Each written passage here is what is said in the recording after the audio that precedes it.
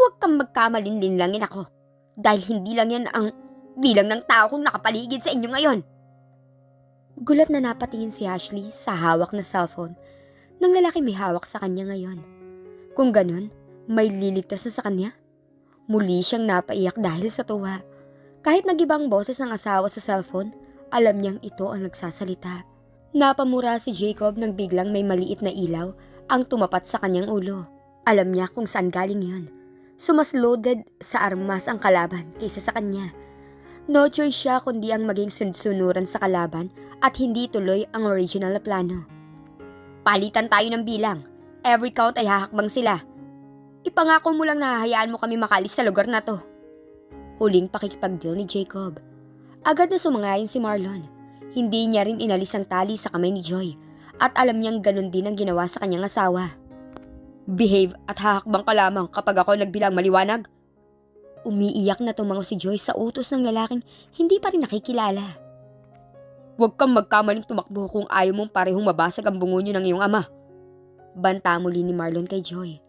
Takot na tumango si Joy at nanginginig ang mga tuhod sa kinatatayuan. Ayaw pa niyang mawala at iwan ang anak, kaya kailangan niyang sundin ang utos ng dumukot sa kanya. Unang nagbilang ay si Jacob. Sa pagitan ng dalawang grupo, may naghihintay na tao nila upang isecure ang bawat bihag. Ang plano sana kanina ni Jacob na lagyan ng pasabog ang katawan ng babae ay hindi natuloy. Mukhang expert sa paglutas ng kaso ang sinasandalan ng kalaban at nahulaan ng likaw ng bituka ng isang tulad niya. Pakiramdam ni Ashley, milya ang daan na tinahak at oras ang tinakbong oras. Bawat hakbang niya, dumuble ang kabang na darama. Natatakot siya na baka biglang may magpaputok at tamaan siya ng bala. Nakaramdam na rin siya ng pagkahilo pero pilit niyang nilalabanan yun. Sakalang nakilala ni Joy ang babaeng tulad niya, ay bihag ng magtapat na sila. Tulad niya, umiiyak din at takot. Agad na inutusan ni Rowell ang kasamang agent na babae na i-check ang katawan ni Ashley. Kailangan nilang masiguro na walang nakatanim na kung ano sa katawan ng dalaga. Ganon din ang ginawa ng kabilang panig. Nang mag-okay ang kasama, ay nag-thumbs up na siya. Malayo pa lang sa sasakyan, mabilis na sinalubong ni Marlon ang asawa at niyakap ito. Napamura pa siya nang bigla itong hinimatay. Agad niyang binuhat ito at dinala sa sasakyan. May kasama silang doktor na galing din sa Team Eagle, kaya nabawasan ang pag-alala sa asawa. Kuyom ang kamao ni Jacob habang yakap ang anak na sobrang natakot. Nang makitang umalis na ang sasakyang kinalululanan ng bihag niya kanina, ay umalis na rin sila. Sakalang sumunod ang ibang Team Eagle, nang masigurong sumunod sa napagkasundo ng grupo ng kalaban. Sa sasakyan, mahigpit na yakap ni Marlon ang asawa at ayaw pa rin magising. Sa ospital na natin siya diretso. Payo ni Ashton na siyang doktor mula sa Team Eagle. Lapat ang ngipin na tumango si Marlon. Namumutla rin ang asawa kaya lalo siya nag-alala. Pagdating sa hospital, si Ashton pa rin ang nagasikaso sa asawa ng kanilang kliyente. Ilang laboratory test ang isinagawa bago nakumpirma ang hinala. Agad na tumayo si Marlon nang pumasok ang hinihintay na doktor. Ang asawa ay tulog pa rin at nag-aalala na siya ng husto. Huwag ka mag-alala. Kailangan niya ng iba yung pahinga at tulog, kaya hindi pa siya nagigising. Nalipasan din siya ng gutom, kaya nanghina siya ng husto. Masasabi kong malakas siya at nagawa niyang labanan ang nararamdaman hanggang sa mapasa kamay mo siya kanina. Naikayom ni Marlon ang kamao at sobrang naghalit sa kalaman na ginutom ang kanyang asawa. Normal lang din sa isang buntisang hindi na naituloy ni Ashton ang pagsasalita na manlisik ang mga mata ni Marlon. Alam niyang galit yun, hindi para sa kanya, kundi sa taong naging dahilan ng pagkarate ng asawa nito sa kama. Nanaigang galit na nadarama ni Marlon nang malaman na buntis ang asawa kaysa ang matuwa. Kung kaharap niya lang si Jacob, siguradong basag na ang mukha nito mula sa kanyang suntok. Hindi niya matanggap na nalipasan ng gutom ang asawa at nadamay pa ang anak na nasa sinapupunan pa nito. Sorry. Ang akala ko alam mo nang buntis siya. Napakamot sa ulo si Ashton. Minsan talaga ay nakakalimutan niyang doktor siya. Wala man lang sorpresa ang balita sa asawa ng pasyente. Napailing si Rowell at si Melvin na naroon lang din sa silid at nakikinig. Unang tumayo si Melvin at nilapitan si Marlon. Congratulations! Magiging tate ka na muli. Nakangiting tinapik ni Melvin sa balikat si Marlon. Napahawak si Marlon sa noo at napayuko. Masaya siya. Gusto niyang tumalon sa tuwa pero pinigilan niya ang sarili. Hindi niya akalaing 3 weeks pregnant na ang kanyang asawa. Humulma ang matipid na ngiti sa kanyang labi habang hinahaplos ang pisngi ng asawa. Baka sa mukha nito ang labis na takot kahit na natutulog ito. Ano nang sunod namin gagawin? Tanong ni Melvin sa kaibigan. Gusto kong pagbayaran silang lahat, lalo na ang Jacob na yon. Ituloy niyo na ang unang plano. Tumingin si Melvin kay Rowell na naghihintay lang din ng go signal mula sa kanila ni Marlon. Tinanguan niya ito bilang pagbigay ng pahintulot. Agad namang nagpaalam si Rowell sa mga naroroon upang asikasuhin ang kasong hawak. Kailangan niyo nang bumalik sa ibang bansa. No, Daddy! Hindi ko isusuko ang pagkakataon na to. Lalong-lalo na si Marlon. Umiiyak na pagmamatigas ni Joy sa gustong mangyari ng ama. Anak, makinig ka na lang sa daddy mo. Para to sa ikabubuti niyo ng anak mo. Pakiusap ng ginang kay Joy. Matigas na umiling si Joy at ayaw sundin ng mga magulang. Nagwala siya dahil ayaw din siyang palabasin ng ama upang mapuntahan si Marlon. Hindi siya naniniwala na ang binata ang nagpadukot sa kanya. Sinisisi niya rin ang ama dahil nasangkot siya sa isang kaso dahil dito. Iba ang plano niya kay Ashley noon. Ngunit nangialam ang ama. Sa lumang mansyon nag-away muli si Nadil at ang ina.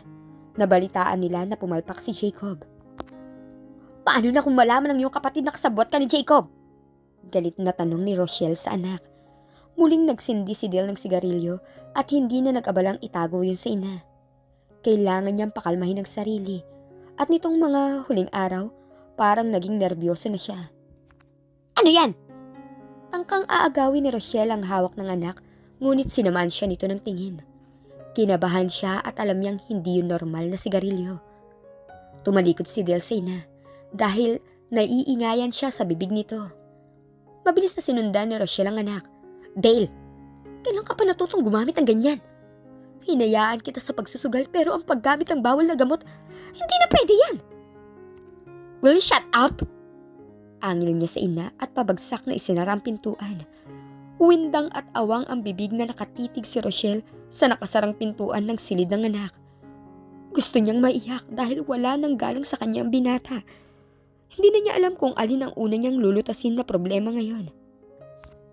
Walang maayos na tulog si Elizabeth dahil sa pag-aalala kay Beauty. Paglabas ng silid ay naabutan niyang nag-uusap ang asawa at ina nito. Halatang galit ang matanda at ang mga anak ang dahilan. Bakit nagkakaganyan ng mga anak mo? Anong kasalanan ni Ashley upang gawan nila ng masama? Sumbat ni Lara kay Jessie. I'm sorry ma, naging abala ako sa negosyo at napabayaan na sila. Nakayuko ang ulo ni Jessie at tinanggap ang lahat ng paninisi ng ina. Dapat nilang pagbayaran ang ginawa nilang kasalanan sa batas. Matigas na wika ng matanda. Mama, maawa po kayo kay Beauty. Halos lumod si Elizabeth sa harap ng matanda upang tulungan ang kanyang mga anak. Galit na binalingan ni Lara si Elizabeth. Dito siya higit na nagagalit ngayon. Alam mo bang nasa hospital ngayon si Ashley? Natigalgal si Elizabeth sa narinig. Oo at gusto niyang maging miserable ang buhay ng babae. Pero hindi naman niya ginustong mawala ito. At si Melissa. Maaari rin siyang makulong dahil sa ginawang pakikipagsabuatan sa kalaban ng asawa ni Ashley. Bulyaw ni Lara dahil sa galit na nadarama. Puro kahihiyan na ang dulot ng pamilya ng anak ngayon sa kanya. Nangihinang napaupo si Elizabeth sa sahig at napaiyak. Hindi niya kakayanin kung pati ang panganay na anak makukulong din. Kahit hindi welcome, sumama si Elizabeth sa pagdalaw kay Ashley sa hospital. Hindi siya kinakausap ng asawa pero hindi siya humihiwalay rito. Pagdating sa hospital, hinarangan sila ng bantay roon. Hindi lang 5 ang naroon na ikinamangha ni Rochelle. Naitanong sa sarili kung gaano ba kayaman ang asawa ng pamangkin at sobrang protektado ito. Sorry pero pinagbabawal na tumanggap ng bisitang pasyente kahit kamag-anak pa niya ito. Magalang na hinarang ng guard ang 4. Hindi nagpumilit si Lara na makapasok sa private room ng apo pero hindi siya umalis. Hindi pa rin niya alam kung sino ang asawa ng apo at gusto niyang makilala na. Sa loob ng silid, nanghihinang nagmulat ng mga mata si Ashley. Nasilaw pa siya sa liwanag ng ilaw kaya muling napapikit. Huwag kang mag-alala at malakas ang heartbeat ng sanggol. Nangunot ang noo ni Ashley sa narinig at hindi pamilyar sa kanya ang tinig ng isang lalaki. Thank you, how about my wife? Agad na nagmulat ng mga mata si Ashley nang makilala ang ikalawang boses. Kusang tumulo ang kaniyang luha nang makita ang asawa at kausap ang isang doktor.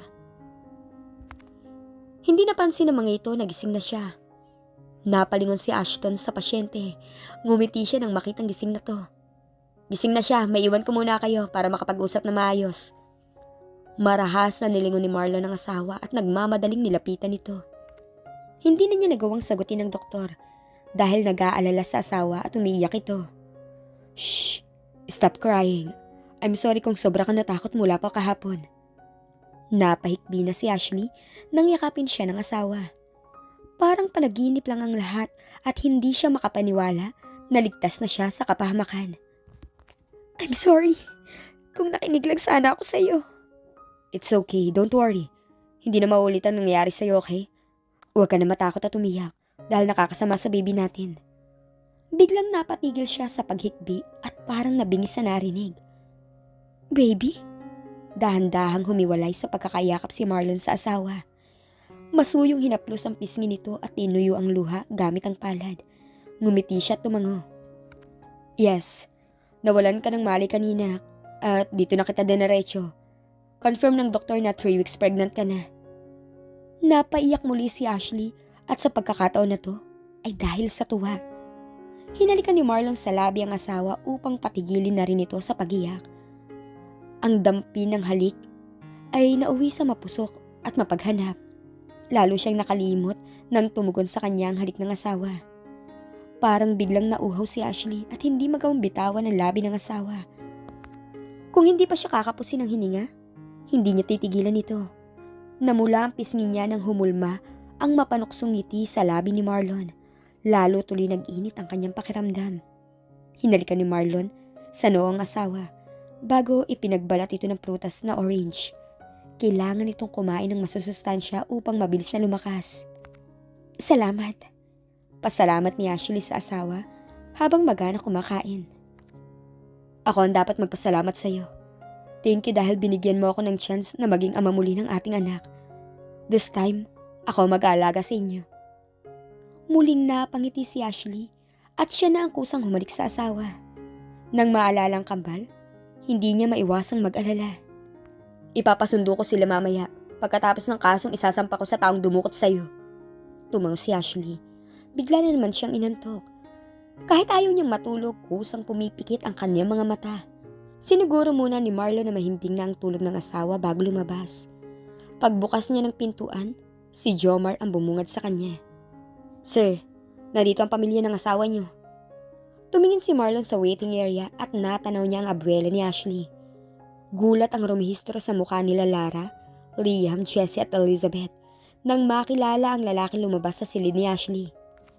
Kung ganun, matagal na nilang niloloko ang anak ko. Galit na nasabi ni Elizabeth. Baka nakalimutan mo kung ano ang kaso ng anak mo ngayon. Angil ni Liam sa hipag. Napipilan si Elizabeth at napahiya sa sarili. Alam niyang sa simula pa lang, walang karapatan ang anak niya kay Marlon. Wala tayong karapatang magalit kay Ashley kung naglihim man siya. Tama lang ang ginawa ng kanyang asawa upang protektahan ang mga ito. Malungkot na napatingin si Jessie kay Marlon na naglalakad na ngayon palapit sa kanila. Madilim ang aura ng mukha ni Marlon na humarap sa pamilya ni Ashley. Hindi siya nakaramdam ng guilt sa ginawang paglilihim at panluloko kung yun man ang tawag doon. Ginawa ko lamang ang nararapat para sa aking pamilya. Naiintindihan ko at dapat pa kami magpasalamat dahil nagawa mong iligtas si Ashley. Mapagkumbabang sagot ni Lara sa binata. Ngayon pa lang humihingi na ako ng dispensa pero hindi ko mapagbibigyan ng hiling niyo tungkol sa isa mo pang apo.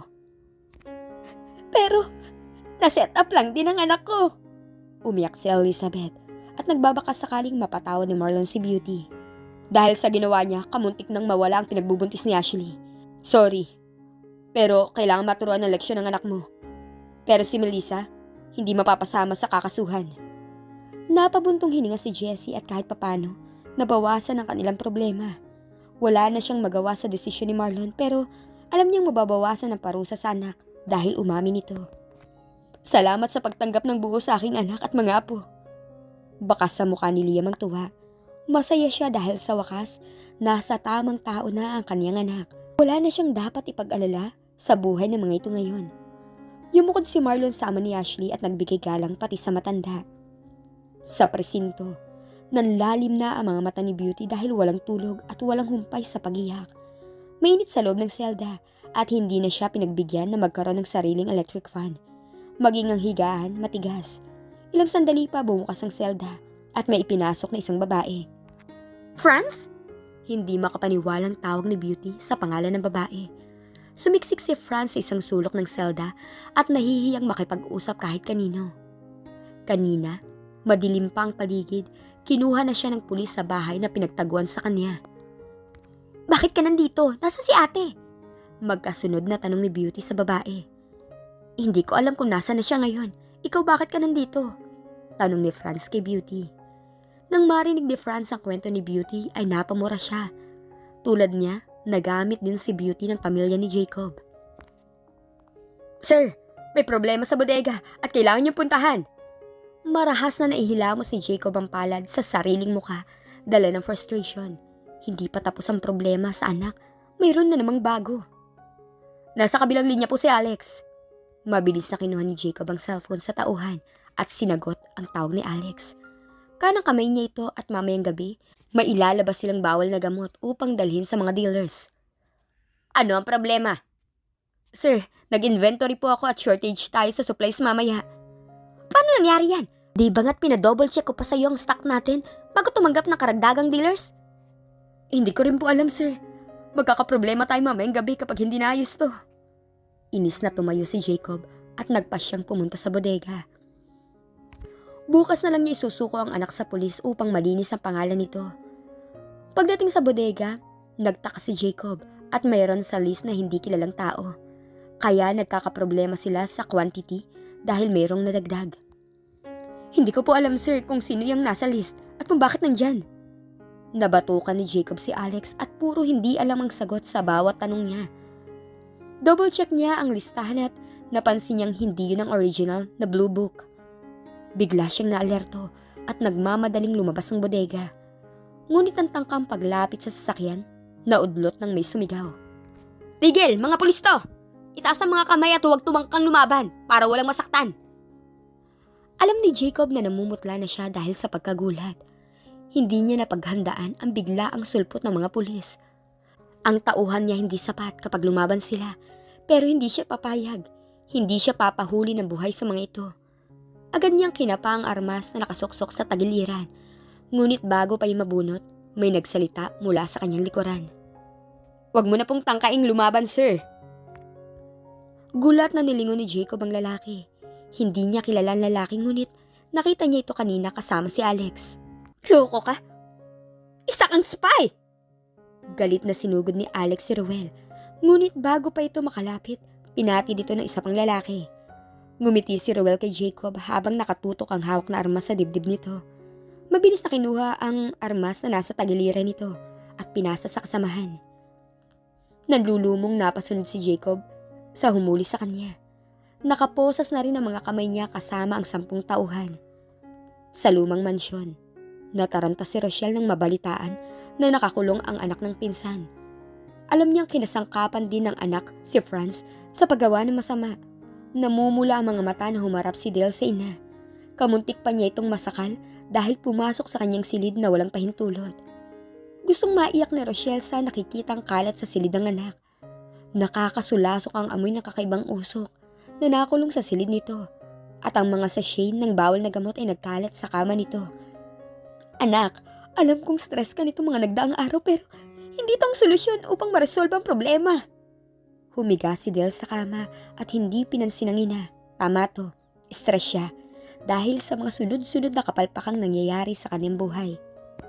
Tama na yan at kailangan nating tulungan si Franz na makalabas ng kulungan. Napabalikwas ng bangon si Dale at nagulat sa binalita ng ina. Paanong nakakulong siya? Kasama siya ni Melissa na nagbabakasyon ngayon. Pinandilata ni Del ng mga matang ina. Hindi ko alam paano nangyari kaya tumigil ka na dyan. Nairita na rin si Rochelle. Dali-dali pumasok si Del sa banyo at naroon lang din sa silid at naligo. Kailangan niyang malaman kung bakit hinuli ng pulis ang pinsan. Bigla siyang kinabahan na baka nakitaan ng bawal na gamot ang babae. Hindi malabong ilaglag siya nito kapag nagkagipitan. Nagmamadaling dinampot ni Rochelle ang kalat ng anak, ngunit wala pa siya sa kalagitnaan. Nang pagliligpit ay humahango sa pumasok ng silid ang katulong. Senyora, may mga pulis pong dumating at hinahanap si Sir Dale. Pakiramdam ni Rochelle nanlaki ang kanyang ulo sa narinig. Sa katarantahan, ipinasok niya lahat sa bulsa ng katulong ang hawak. Tama lang na naitakip niya ang kumot sa kama nang pumasok ang ilan sa kapulisan. Anong ibig sabihin nito? Trespassing tong ginagawa niyo. Galit na hinarap ni Rochelle ang namumuno. May warrant of arrest po kaming dala para sa anak niyo. Isa pa, ang mismong may-ari ng bahay na to ang nagbigay pahintulot sa amin na i-raid tong mansyon. Hindi malaman ni Rochelle kung sino ang unang haharangan sa apat na pulis nang halughugin ang silid ng kanyang anak. Ang isa, sa pilitang binubuksan ng bathroom kung saan ang anak ngayon. Mabilis na isinuot ni Del ang bathrobe nang marinig ang malakas na katok sa pintuan. Muling uminit ang kanyang ulo dahil halos gibay na ang lock ng pintuan. Sino ba yan at bakit? Hindi na niya naituloy ang sasabihin at naitaas ang dalawang kamay nang armas ang sumalubong sa kanya pagbukas ng pintuan. Mr. Dale Williams, inaaresto ka namin sa salang paggamit ng pinagbabawal na gamot at pagbebenta. Anong pagbebenta? Teka lang mamang pulis. Baka nagkakamali kayo na inaakasuhan. Pilit na pinoprotektahan ni Rochelle ang anak na halatang namumula na dahil sa takot. Sa takot ng katulong dahil sa narinig ay bigla niyang nailabas sa bulsa ang laman nun. Ayaw niyang madawit sa kaso ng amo. Hindi po akin yan, sir. Inilagay lang po ni Senyora sa bulsa ko kanina. Pinandilata ni Rochelle ang katulong ngunit huli ng lahat. Nakita na ng pulis ang puting pulbo na hawak nito. Walang nagawa si Dale nang manduhan siya ng pulis na magpalit na ng damit sa harapan ng mga ito. Paglabas nilang ng silid, nagulat siya nang makita ang kapatid na nakaupo sa sofa. Marlon, mabuti at nandito ka. Tulungan mo ang kapatid mo. Pagmamakaawa ni Rochelle. Walang emosyon na tinapunan ng tingin ni Marlon ang ginang bago ang kapatid. Nang makitang nakaposas na ang kapatid, tumayo siya. Isama niyo ang babaeng yan. Nanlaki ang mga mata ni Rochelle nang ituro siya ni Marlon. Sa bilis ng pangyayari, nakaposas na rin siya. Nagwala siya at minura si Marlon ngunit hindi siya pinakinggan nito. Sa presinto, lahat ng sangkot, pinagsama at isa-isang kinuhanan muli ng statement. Kinabahan si Elizabeth nang makitang nakaposas din si Rochelle at ang anak nito. Wala naman siyang ginawa na labag sa batas. Ang alam niya lang, nakipagkaibigan siya sa babae. Pero natatakot pa rin siya na baka idawit ang kanyang pangalan. Maging si Joy hinuli rin ng pulis at isinama sa selda nila Franz at Beauty. Marlon, wala ako kasalanan, honey. Paano na ang anak natin? Kumakulong ako. Umiiyak na pakiusap ni Joy sa binata. Nakasalali sa iyong ama kung makukulong ka o hindi. Ang tungkol naman sa iyong anak, wala akong responsibilidad dahil hindi ako ang ama ng bata. Napayuko ng ulo si Jacob at hindi magawang salubungin ang nagtatanong na tingin ng anak. Mabilis na inilayo ng pulis si Joy kay Marlon nang magwala ito at hindi matanggap ang natuklasan. Loko kang Dale, I hate you! Gustong sipain ni Joy si Dale na nakayuko rin ang ulo at hindi siya matingnan. Hindi niya matanggap na ito ang tunay na ama ng kaniyang anak. Umiyak ang ina ni Joy at hindi alam kung paano pakalmahin ang anak. Ayaw ni Jacob makulong ang anak kaya inako niya lahat ng kasalanan. Tama nang siya lang ang makulong at hindi kasama ang anak.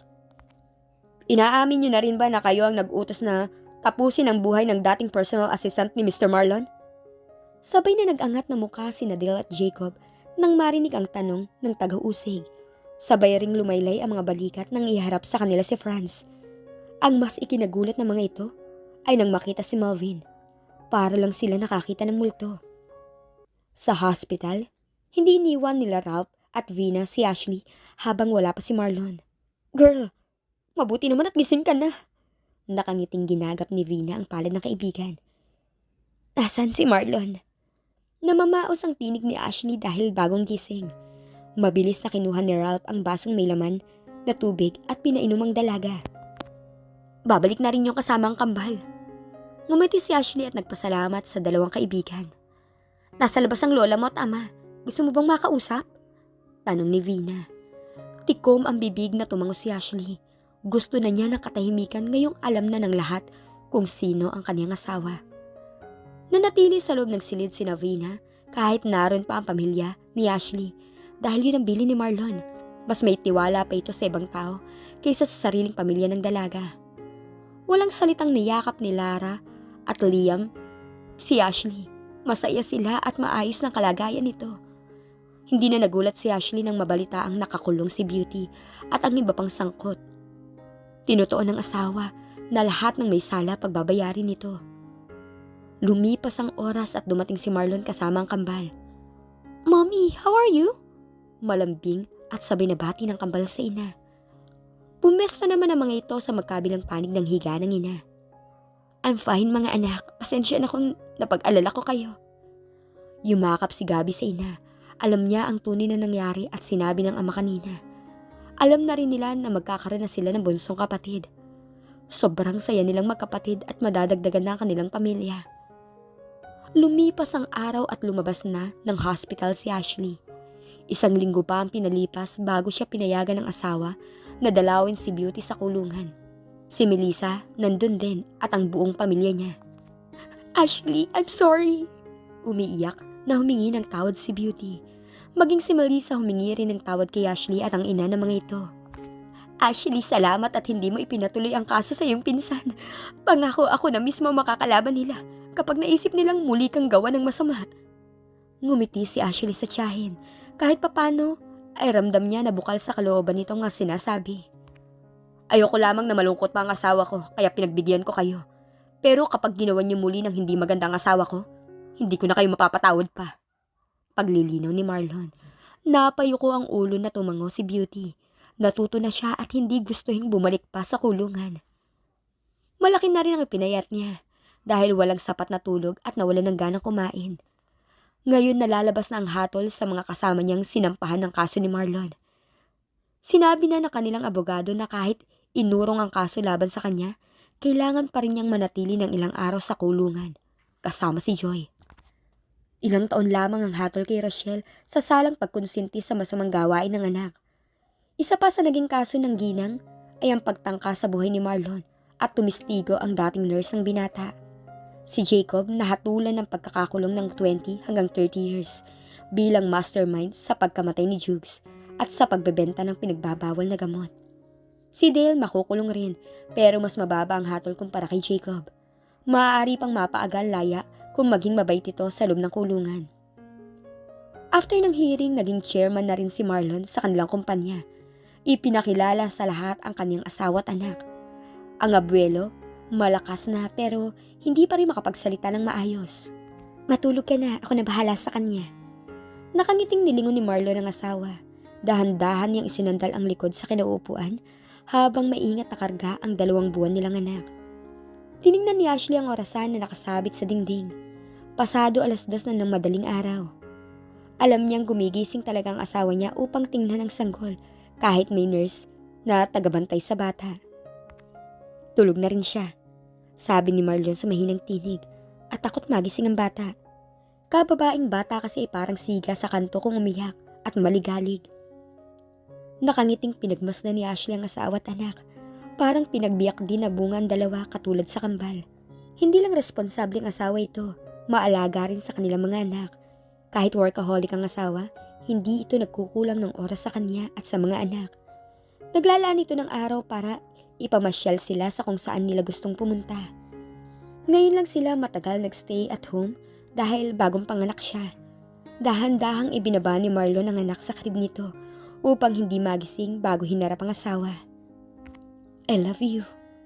Sa halip na sagutin ng asawa, ipinadama ni Ashley ang pagmamahal dito sa pamamagitan ng halik.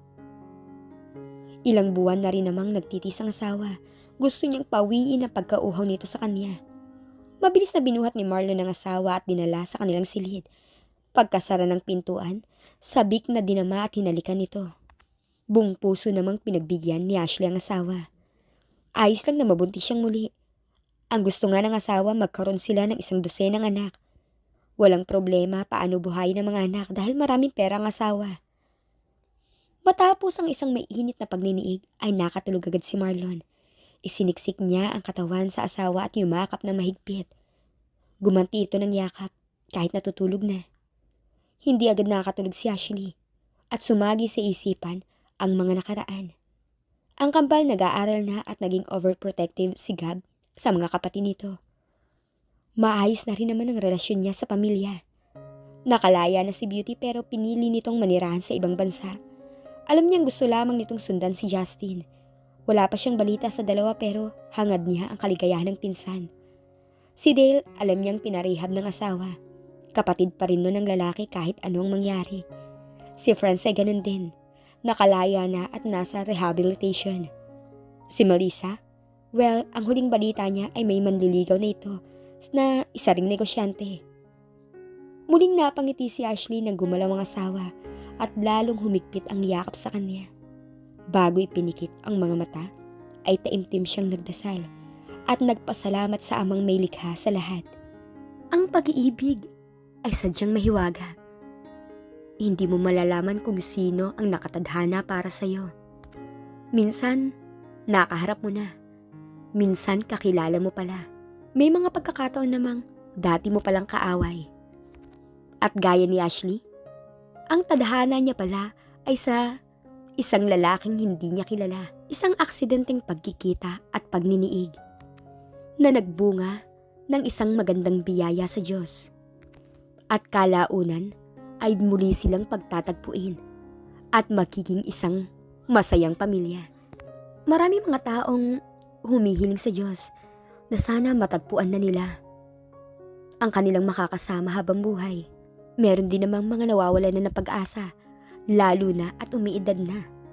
Pero alam nating lahat na meron din namang mga may edad na dumadating ang lalaki o babaeng para sa kanila. Kaya hindi natin masasabi ang pagmamahal kung kailan to darating para sa inyo. Ang sagot, magtiwala lang kayo sa taas dahil ibibigay niya kung sino at ano ang makabubuti para sa inyo. Kung papipiliin man kayo sa 200, piliin niyo lagi ang pagmamahal. Ang pagmamahal ng poong may kapal. Dahil kahit kailan, kapag siya ang pinili mo, hinding-hindi ka maliligaw. Kung makasakit ka man ng ibang tao, ipagdasal mo sila na sana makita rin nila ang liwanag at ang sayang hinahanap nila. Maaaring nagsakripisyo ka at pinili ang daang tama para din mailigtas sila at makita ang tamang daan na kasalukuyan mong dinadaanan. At sa huli, sa muli niyong pagkikita, walang pagsisisi na magpapasalamat kayo sa isa't isa at pareho niyong nakita ang daan patungo sa walang hanggang kaligayahan. At dito na po nagtatapos ang love story ni na Ashley at Marlon. Maraming salamat po sa lahat ng sumuporta sa love story nito. Paki-like na rin po and subscribe para masubaybayan nyo ang mga susunod na love story na ibabahagi namin sa inyo. Thank you and God bless you all. Love, My Views TV.